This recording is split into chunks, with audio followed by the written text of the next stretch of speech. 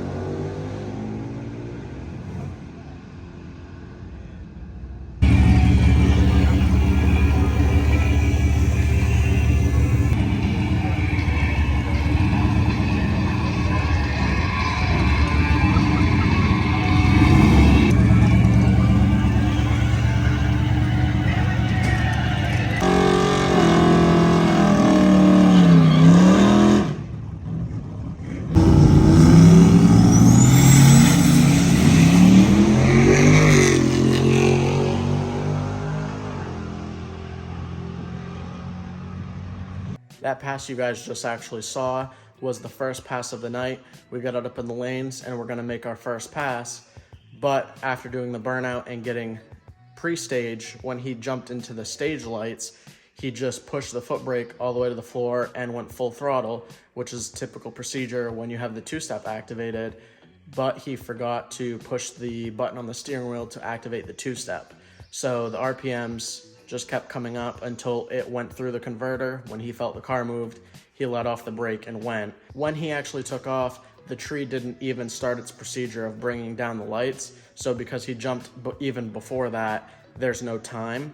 So the first run was kind of a waste, but it's just part of it. There's a lot of things that are going on in that car, and you have to remember to do every single thing or you'll mess something up. Initially, when he got the car back to the trailer, he just said that it pushed through the converter, not realizing that he forgot to push the two-step button.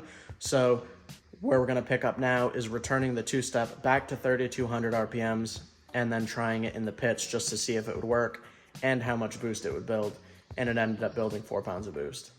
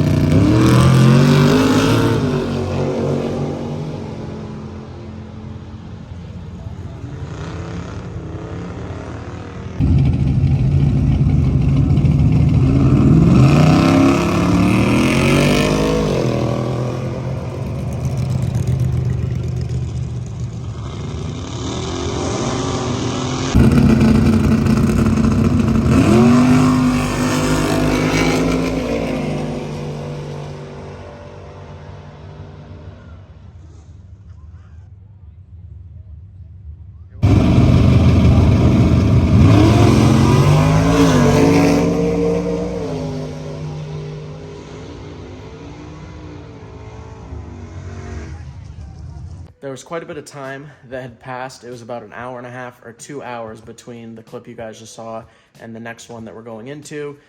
Somebody was racing in the right lane and I think had a radiator cap failure. And it blew coolant basically all the way down the right side of the track.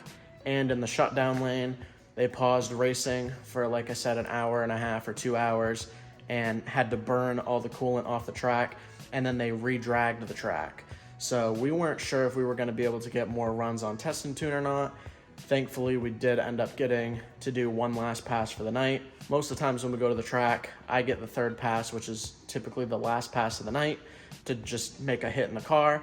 And I had a buddy that come up from New Hampshire, so the plan was that we were both going to take the car out together, make one pass with it, and be done.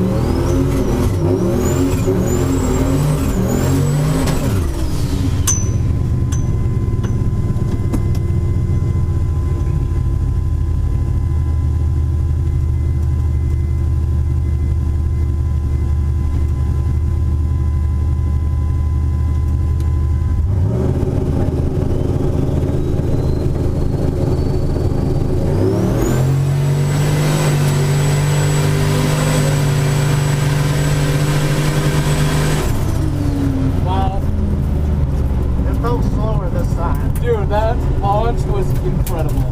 Doesn't that feel crazy? Oh my god. That was fucking awesome. That hurt my neck.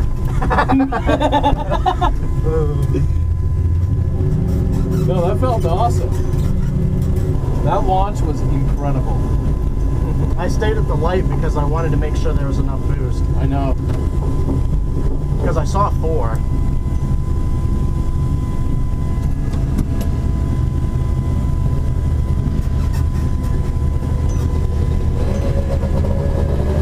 Thank you.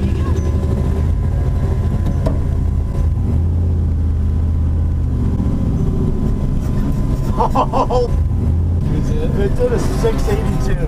Oh, man. What was the mile per hour? 101.25. And a 1560. Yeah. It was all the 2-step.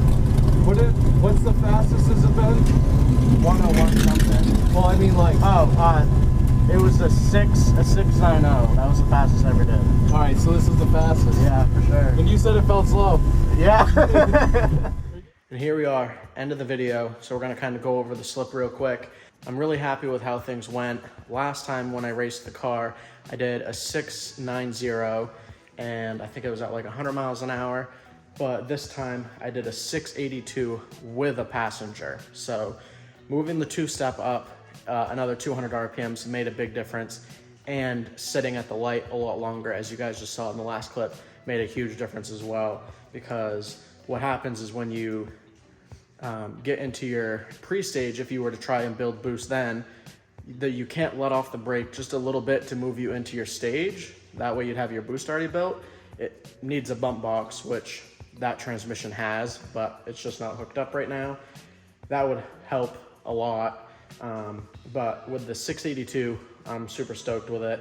If there's the potential chance that if I didn't have a passenger, that we could have gone a 6.7 in the car, which was what I was hoping for by the end of the night, but it is what it is. We did a 157 60 foot for the 330. We did a 439, and then the 6.82 at the 8th at 101 miles an hour. Definitely getting there with the car. Again, just like last time we did this video, it's the same outcome. I'm super stoked with how it's been running, and it's just making passes and there's no issues. So as long as we keep the car like that, keep it in one piece, I'd really just like to have a good year of racing with this thing. Yeah, it's just nice to have the car running as it should be, because we've had issues with this car for, 5 years or however long it's been that we've been doing the LS swap stuff. So finally have a combination that's working is just awesome. So appreciate you guys checking this video out, and stay tuned for the next one.